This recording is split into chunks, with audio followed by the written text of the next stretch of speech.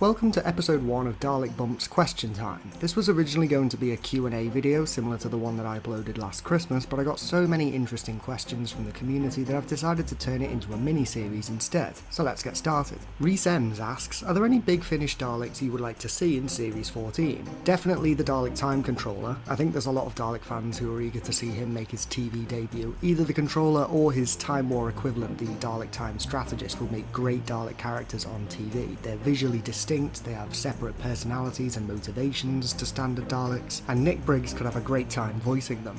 There are examples of big Finish Daleks that I would have liked to see on TV, but due to their nature in the story they couldn't really appear on TV, save for some extremely niche time travel fan service shenanigans, I guess. Such as the battered Daleks from Plague of the Daleks or the stained glass Daleks from Order of the Daleks. As it stands though, either the Dalek Time Controller or the Time Strategist, that would be brilliant. Ekage asks, in canon, what do Daleks eat? It's revealed in Into the Dalek that Daleks eat protein, and while the casing is capable of synthesizing most of their required nourishment using raw energy, Daleks do sometimes need to harvest protein from their victims, liquefying bodies to fill small protein matter storage tanks held inside the casing. Daleks were genetically engineered to feed from any kind of flesh, even poisoned or rancid matter. It's all liquefied, stored, and in times of need, fed into the Dalek mutant using tubes.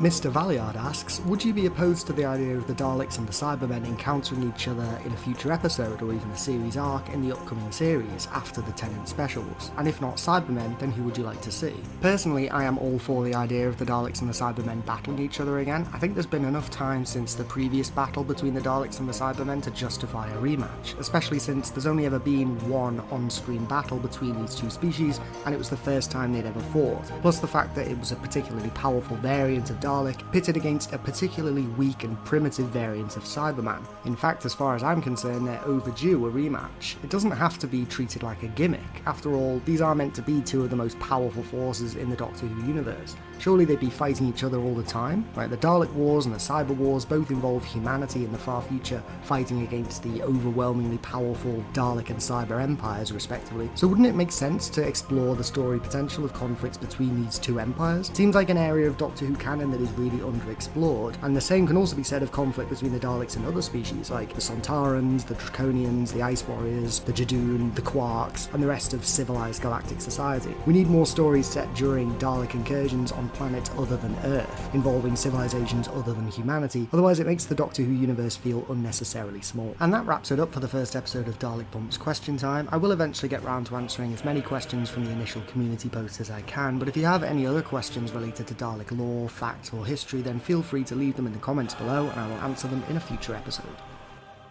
Don't forget to click below to subscribe to Dalek Bumps.